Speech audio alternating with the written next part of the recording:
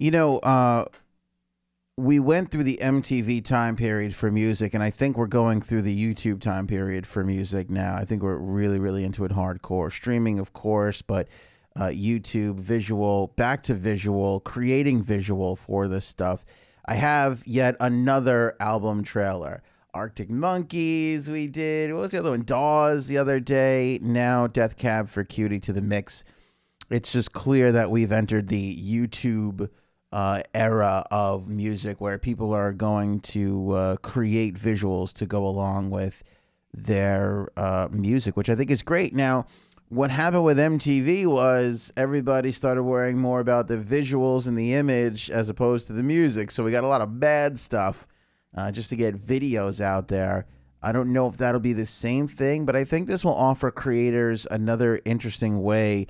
You know, a lot of these artists we're seeing, they're just giving their music over to some filmmaker and they're taking it and going out and doing something.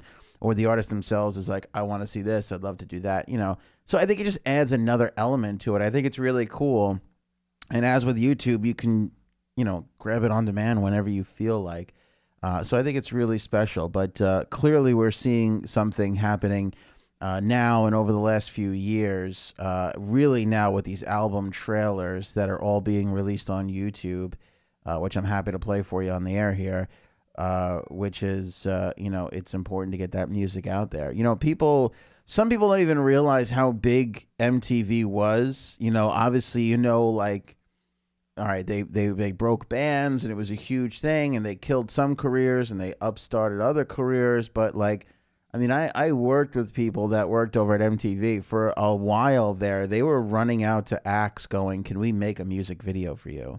Like they were giving them everything, a director, the ideas, whatever. They just needed stuff to get going. In the early days of MTV, they put a lot of artists on.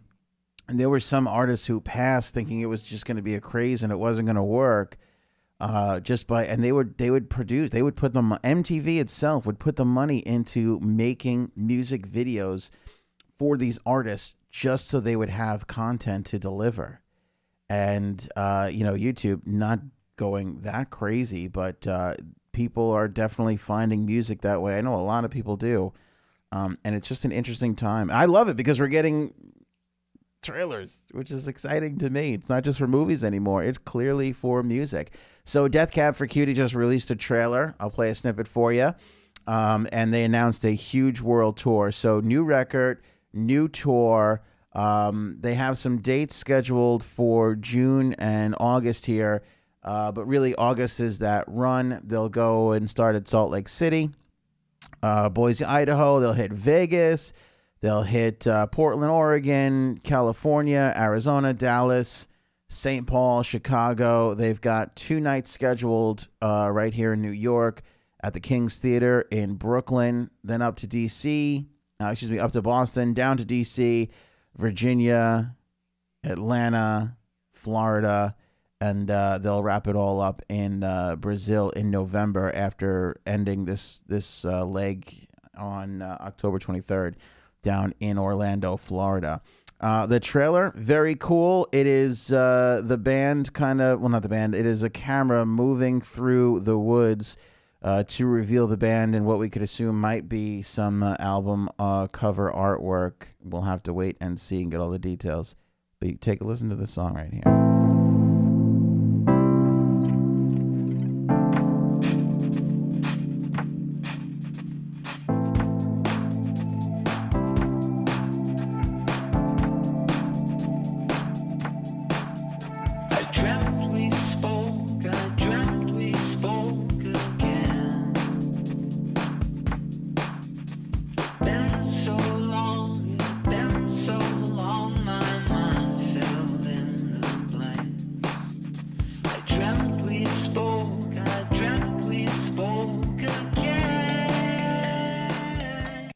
So there it is. And it just kind of cuts short like that, just like that.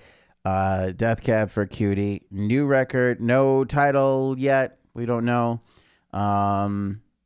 We do know it is their first since 2015, and it's the first since they added new members to the band, Dave Depper and Zach Ray. So that'll be something looking forward to. But just the tour for now. Take a look at the tour. We could probably guess. You might have a late August release date. It's always good to put out some new material before you head out on the road. But your guess is as good as mine. But I like the trailer bit of it. You know, bands that do it right, the visual is gorgeous, by the way. Just this dream, you know, you hear Ben sing about dreaming, and it's this dreamy, like, you know, cameras moving backwards through the forest and the trees are moving in, and then slowly the image of the band comes in over it and fades into frame.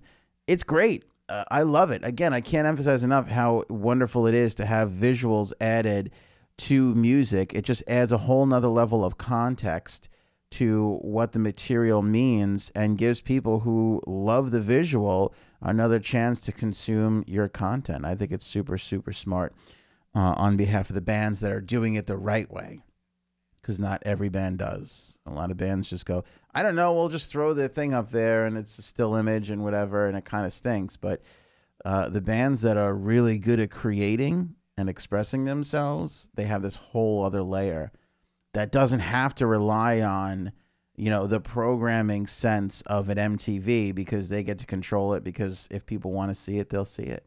And if people want to share it, more people will see it, which is kind of the beauty of the internet age. That's why it's a little bit better than what MTV was, I think.